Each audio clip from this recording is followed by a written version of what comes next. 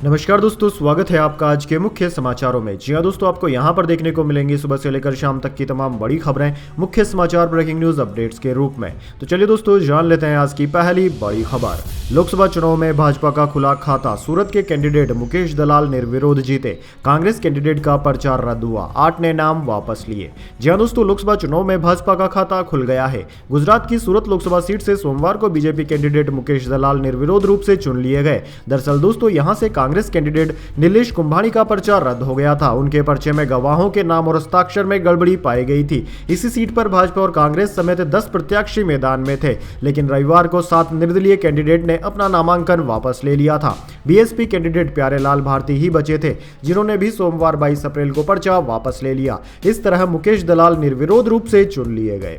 चलिए दोस्तों, जान लेते हैं इसके बाद अगली बड़ी खबर। केजरीवाल को अपने डॉक्टर से परामर्श की इजाजत नहीं मिली। कोर्ट का निर्देश, एम्स मेडिकल बोर्ड बनाएं, इंसुलिन और अन्य जरूरतों के बारे में बताएं। जी हां दोस्तों, शराब नीति केस में 1 अप्रैल से तिहाड़ जेल में बंद दिल्ली के मुख्यमंत्री अरविंद केजरीवाल वीडियो कॉन्फ्रेंसिंग के जरिए अपने डॉक्टरों से कंसल्ट नहीं कर पाएंगे। दिल्ली के रावेज एवेन्यू कोर्ट ने सोमवार को उनकी यह याचिका खारिज कर दी। दरअसल दोस्तों, स्पेशल जज कावेरी बावेजा ने केजरीवाल की मांग खारिज कर दी। कोर्ट ने एम्स को निर्देश दिया कि वह केजरीवाल की जांच के लिए एक मेडिकल बोर्ड बनाए, ताकि यह पता चल सके कि उन्हें शुगर लेवल कंट्रोल करने के लिए इंसुलिन की जरूरत है या नहीं। इसके अलावा उनके अन्य मेडिकल जरूरतों का भी पता लगाए। केजरीवाल ने कोर्ट से डिमांड की थी कि उन्हें शुगर है, जेल में उन्हें इंसुलिन नहीं दिया जा रहा। वे अपने डॉक्टर से वीडियो कॉन्फ्रेंसिंग के जरिए रोज 15 मिनट परामर्श लेना चाहते हैं। इसके अलावा उन्होंने डायबिटीज की रेगुलर जांच और इंसुलिन की मांग की थी।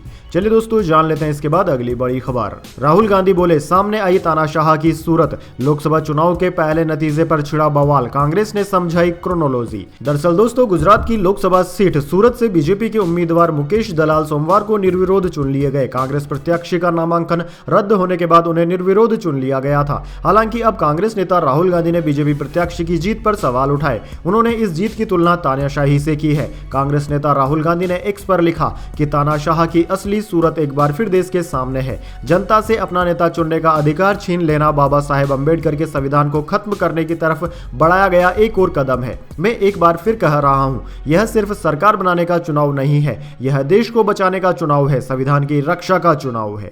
चलिए दोस्तों, जान लेते हैं इसके बाद अगली बड़ी खबर। मैनिफेस्टो समझाने के लिए खड़गे ने मोदी से समय मांगा। प्रधानमंत्री बोले, कांग्रेस लोगों की कमाई ज्यादा बच्चों वालों में बांटेगी। कांग्रेस ने इलेक्शन कमीशन से शिकायत की।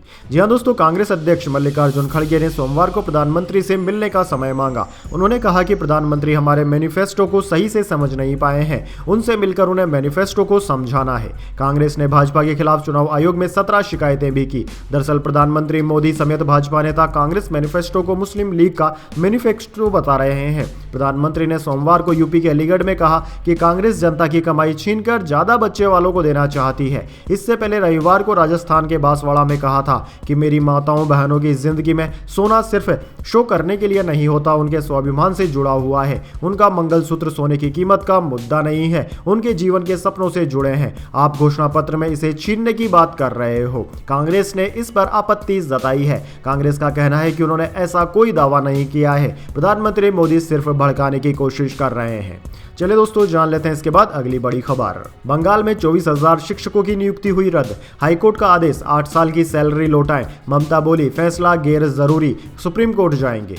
जी हां दोस्तों, कलकत्ता हाईकोर्ट ने सोमवार को 2016 में हुई शिक्षक भर्ती रद्द कर दी है। इसके अलावा अवैध नियुक्ति पर काम कर रहे शिक्षकों से 7 से 8 साल के दौरान मिली सैलरी भी वापस लेने के निर्देश दिए हैं। जस्टिस देवांशु बसाक और जस्टिस सब्बर रशीदी की बेंच ने कहा कि कैंसर पीड़ित सोमा दास की नौकरी सुरक्षित रहेगी। पश्चिम बंगाल स्कूल सेवा आयोग नई नियुक्ति प्रक्रिया शुरू करे। हाईकोर्ट के आदेश को मुख्यमंत्री ममता बनर्जी ने गैर कानूनी बताया। उन्होंने कहा कि हम उन लोगों के साथ खड़े रहेंगे जिनकी नौकरियां चली गई। भाजपा नेता न्यायपालिका के फैसलों को प्रभावित कर रहे हैं। इस फैसले के खिलाफ हम सुप्रीम कोर्ट जाएंगे। चलिए दोस्तों, जान लेते हैं इसके बाद अगली बड़ी खबर। हिमालय की बर्फीली झीलों को लेकर इसरो का बड़ा खुलासा। सिंधु, गंगा और ब्रह्मपुत्र के ऊपर है मुसीबत। जी हां दोस्तों, आपने बिल्कुल सही सुना। दरअसल हिमालय के पहाड़ों को दुनिया का तीसरा ध्रुव भी कहा जाता है। वजह है भारी संख्या और मात्रा में ग्लेशियरों की मौजूदगी और ढेर सारा बर्फ, लेकिन यह इलाका ग्लोबल वार्मिंग की वजह से बहुत ज्यादा प्रभावित हो रहा है। बर्फ पिघल रही है, ग्लेशियर सिकुड़ रहे हैं, इनका असर सामाजिक तौर पर भी पड़ रहा है।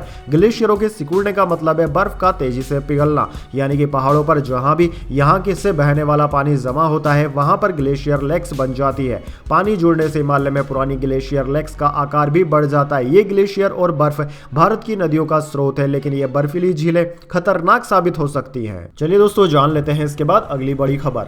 डीप फेक वीडियो के खिलाफ रणवीर सिंह ने लिया लीगल एक्शन, दर्ज कराई एफआईआर। फैंस को आगाह करते हुए कहा डीप फेक से बचें दोस्तों। जी हां दोस्तों, बॉलीवुड एक्टर रणवीर सिंह ने अपने डीप फेक वीडियो के खिलाफ शिकायत दर्ज कराई है। रणवीर के ऑफिशियल स्पोक्स पर्सन ने शिकायत दर्ज करने की पुष्टि की। एक स्टेटमेंट जारी करते हुए स्पोक्स पर्सन ने कहा कि हाँ, हमने पुलिस में शिकायत दर्ज कराई है और उस हैंडल के खिलाफ एफआईआर दर्ज की गई है जो रणवीर सिंह के AI generated deep fake video को बढ़ावा दे रहा था। शिकायत दर्ज कराने के अलावा रणवीर ने हाल ही में सोशल मीडिया पर अपने फॉलोअर्स को आगाह करते हुए लिखा था कि डीप फेक से बचे दोस्तों। चलिए दोस्तों जान लेते हैं इसके बाद अगली बड़ी खबर। यूपी बिहार में हीट वेव चलेगी, एमपी छत्तीसगढ़ में तापमान 42 डिग्री के पार, झारखंड में टेम्परेचर 46 डिग्री पहुंचा। 23 राज्यों में आज बारिश का भी है अनुमान। जी हां दोस्तों, मौसम विभाग ने देश के 4 राज्यों के लिए आज हीट वेव का अलर्ट जारी किया है। इनमें बिहार, उत्तर प्रदेश, ओडिशा और पश्चिम बंगाल शामिल है। इन राज्यों के साथ छत्तीसगढ़, मध्य प्रदेश, झारखंड, तेलंगाना, आंध्र प्रदेश और तमिलनाडु के कई जिलों में रविवार को तापमान 42 डिग्री के पार पहुंच गया। झारखंड के पूर्वी सिंहभूमि स्थित बारगोड़ा में सबसे ज्यादा 46 डिग्री सेल्सियस टेम्परेचर रिकॉर्ड किया गया।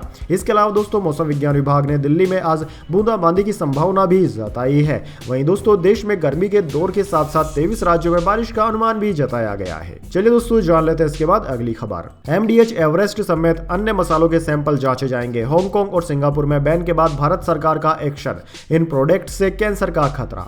जी हां दोस्तों, हांगकांग और सिंगापुर में एमडीएच और एवरेस्ट के 4 मसालों की सेल पर बैन के बाद अब भारत सरकार ने फूड कमिश्नर से इसके सैंपल कलेक्ट करने को कहा है। मीडिया रिपोर्ट्स में इस बात की जानकारी दी गई है। दोनों कंपनियों के इन प्रोडक्ट्स में कार्सियोजेनिक पेस्टिसाइड एथिलीन ऑक्साइड की ज्यादा मात्रा होने के कारण इन्हें बैन कर दिया गया था। इन प्रोडक्ट्स में इस पेस्टिसाइड की ज्यादा मात्रा से कैंसर होने का खतरा है। हांगकांग के फूड सेफ्टी डिपार्टमेंट ने कहा था कि एमडीएच ग्रुप के 3 मसाला mix Madrasi curry powder, sambar masala powder और करी पाउडर में एथिलीन ऑक्साइड की मात्रा ज्यादा पाई गई है। एवरेस्ट के फिश करी मसाले में भी यह कार्सियोजेनिक पेस्टिसाइड पाया गया। वैसे दोस्तों जिस तरह से इन प्रोडक्ट्स के मामले सामने आ रहे हैं, लगातार अलग अलग कंपनियों के, पहले बोर्नविटा आया, फिर नेस्ले आया और अब एमडीएच का जिस तरीके से मामला सामने आया, उससे लगता है कि लोगों को सिर्फ अपने घर में बना खाना और अपने घर में बने हुए मसालों का ही प्रयोग करना चाहिए अगर वे हेल्थी जीवन जीना चाहते हैं। इस बारे में आपके क्या विचार हैं? ये सही बात है या गलत? कमेंट बॉक्स में जरूर लिखें। चलिए दोस्तों जान लेते हैं इसके बाद अगली बड़ी खबर। दिल्ली की गाजीपुर लैंडफिल साइट में लगी आग, 13 घंटे से फायर ब्रिगेड की टीम बुझाने में जुटी। धुएं से लोगों को सांस लेने में हो रही है दिक्कत।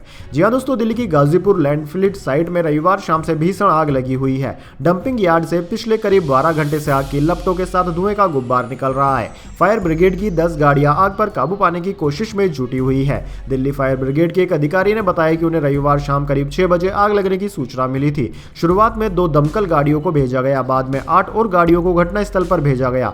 इनमें से 4 गाड़ियां डंपिंग यार्ड के ऊपरी हिस्से पर है। आग लगने का कारण गर्म और शुष्क मौसम को बताया जा रहा है। अधिकारियों ने बताया कि गीला कबाड़ दबे रहने से उसमें हीट पैदा होती है, फिर उसमें गैस बनती है जिससे आग लगती है। फिलहाल घटना में किसी के हताहत होने की कोई खबर नहीं है। कचरे के ढेर से धुआं निकलने से आसपास की कॉलोनियों में रहने वाले लोगों को आंखों में जलन और सांस लेने में दिक्कत होने लगी है। लोगों ने सरकार और प्रशासन पर लापरवाही के आरोप लगाए हैं। चलिए दोस्तों जान लेते हैं इसके बाद अगली बड़ी खबर। आपके भी 6 भाई बहन हैं। प्रधानमंत्री नरेंद्र मोदी के मुस्लिमों को संपत्ति बांटने वाले बयान पर बोले असदुद्दीन ओवैसी। जी हां दोस्तों, लोकसभा चुनाव के दूसरे चरण से पहले हैदराबाद के सांसद ओवैसी प्रधानमंत्री मोदी पर बुरी तरह से भड़क गए। बिहार के डगरुआ में सोमवार को असदुद्दीन ने कहा कि कल प्रधानमंत्री का भाषण हुआ था। उन्होंने कहा कि मुस्लिम बहुत बच्चे पैदा करते हैं और वे घुसपैठिए हैं। प्रधानमंत्री मोदी, आप लंबी लंबी फेंकते हैं। हमारा फर्टिलिटी रेट, प्रजनन दर कम हुआ है। आपके पीएम मोदी 6 भाई हैं। अमित शाह के भी कई भाई बहन हैं। रविशंकर प्रसाद 7 भाई हैं। एआईएमआईएम के सांसद ने आरोप लगाते हुए आगे कहा कि नरेंद्र मोदी, आपने हमें कैसे घुसपैठिया कह दिया? आप देश को तोड़ने और कमजोर करने का काम कर रहे हैं। नरेंद्र मोदी, तुम कितना झूठ बोलोगे? इसके बाद दोस्तों जान लेते हैं अगली बड़ी खबर। अलीगढ़ में मोदी बोले इंडिया गठबंधन की नजर आपकी प्रॉपर्टी पर, ये सत्ता में आए तो लोगों के घर, गाड़ियां, सोना कब्जे में लेकर बांट देंगे। जी हां दोस्तों, प्रधानमंत्री मोदी ने सोमवार को अलीगढ़ में जनसभा की। उन्होंने कहा कि पिछली बार जब अलीगढ़ आया था तब अनुरोध किया था कि सपा और कांग्रेस के परिवारवाद, भ्रष्टाचार और तुष्टीकरण की फैक्ट्री में अलीगढ़ का ताला लगा दीजिए। आपने ऐसा मजबूत ताला लगाया कि दोनों शहजादों को आज तक इसकी चाबी नहीं मिल रही। प्रधानमंत्री ने कहा कि इंडिया गठबंधन की नजर आपकी अब संपत्ति पर है। नौकरी पेशा वाले लोगों ने अपने बच्चों के भविष्य के लिए जो एफडी कराई है, वे लोग उसकी भी जांच कराने की बात कर रहे हैं। कांग्रेस इसका सर्वे कराएगी, फिर सरकार के नाम पर कब्जा करेगी। यह आपकी संपत्ति को छीनकर बांटने की बात कर रहे हैं। कांग्रेस यहां तक जाएगी कि आपके गांव में पैतृक घर है तो यह लोग उसे 2 घर बताकर छीन लेंगे। कांग्रेस के लोग कहेंगे कि आपके पास गांव में तो एक घर पहले से ही है। इसकी यह सोच माओवादियों और कम्युनिस्टों की है। कांग्रेस और इंडिया गठबंधन इसे भारत में लागू करना चाहती है। आपकी संपत्ति पर कांग्रेस अपना पंजा मारना चाहती है। चलिए दोस्तों जान लेते हैं इसके बाद अगली बड़ी खबर। मंत्री टेनी का बेटा जमानत का उल्लंघन कर रहा, प्रशांत भूषण ने सुप्रीम कोर्ट में कहा। पिता के लिए चुनाव प्रचार कर रहा, ट्राई साइकिल बांट रहा। जी हां दोस्तों, वकील प्रशांत भूषण ने सुप्रीम कोर्ट में सोमवार को कहा कि केंद्रीय गृह राज्य मंत्री अजय मिश्रा टेनी के बेटे आशीष मिश्रा अपने पिता के लिए लखीमपुर में चुनाव प्रचार कर रहे हैं। वहां पर ट्राई साइकिल बांट रहे हैं, कार्यक्रमों में शामिल हो रहा है। यह सब जमानत की शर्तों का उल्लंघन है। मुझे नहीं पता उन्हें इस बात की इजाजत कैसे दी जा रही है। मैं इसके लिए हलफनामा दाखिल करूंगा और सबूत भी दिखाऊंगा। प्रशांत भूषण के आरोपों के बाद सुप्रीम कोर्ट ने इस बात पर चिंता जताई। जस्टिस सूर्यकांत और पीएम नरसिम्हा की पीठ ने कहा कि अगर आशीष मिश्रा लखीमपुर में कार्यक्रमों में शामिल हो रहा है तो यह निश्चित रूप से उसकी जमानत शर्तों का उल्लंघन होगा। चलिए दोस्तों जान लेते हैं इसके बाद अगली बड़ी खबर, लेकिन उससे पहले मेरी आपसे एक छोटी सी रिक्वेस्ट है। अगर दोस्तों आपको अभी तक हमारी न्यूज़ पसंद आई है तो इसे एक छोटा सा लाइक जरूर दे दीजिए, और अगर आपको पसंद नहीं आई है तो बेशक आप डिसलाइक भी कर सकते हैं। लेकिन दोस्तों लाइक और डिसलाइक जरूर कीजिए, क्योंकि दोस्तों यही हमारी मेहनत का फल होता है और इसी से हमें पता चलता है कि आपको हमारी वीडियोज़ पसंद आ रही है या नहीं। तो चलिए दोस्तों जान लेते हैं इसके बाद अगली बड़ी खबर। सेंसेक्स 560 अंक बढ़कर 73,648 के स्तर पर हुआ बंद। निफ्टी में भी 179 अंकों की तेजी रही। सरकारी बैंक के शेयर सबसे ज्यादा चढ़े। जी हां दोस्तों, शेयर बाजार में सोमवार यानी कि 22 अप्रैल को तेजी देखने को मिली। सेंसेक्स 560.29 अंक की तेजी के साथ 73,648 के स्तर पर बंद हुआ। वहीं निफ्टी में भी 189 अंकों की तेजी रही। यह 22,336.40 के स्तर पर बंद हुआ। वहीं दोस्तों आज कारोबार के दौरान सेंसेक्स के 30 शेयरों में से 26 में तेजी और केवल 4 में गिरावट देखने को मिली। दोस्तों बात करें निफ्टी 50 के टॉप गेनर और टॉप लूजर स्टॉक्स की, तो दोस्तों निफ्टी 50 के टॉप गेनर्स में आज टाटा कंज्यूमर, बीपीसीएल और एल&टी रहे, जबकि निफ्टी 50 के टॉप लूजर्स में एनटीपीसी, एचडीएफसी बैंक और जेएसडब्ल्यू स्टील रहे। चलिए दोस्तों जान लेते हैं इसके बाद अगली बड़ी खबर। 10 ग्राम सोना 243 रुपए सस्ता होकर 73,161 पर आया। इसी महीने दाम 4,500 बढ़े। 2030 तक ये 1.68 लाख तक पहुंच सकता है।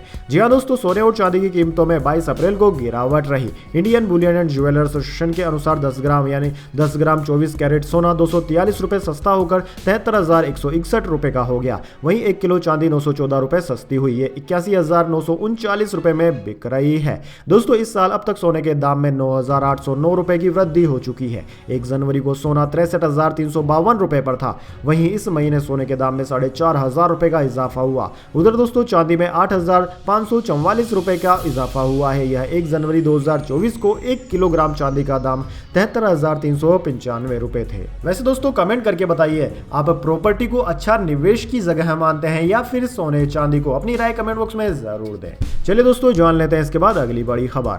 30 हफ्ते की प्रेगनेंसी में अबॉर्शन की इजाजत। नाबालिग दुष्कर्म विक्टिम की अर्जी पर सुप्रीम कोर्ट का आदेश। सीजीआई बोले यह असाधारण मामला है।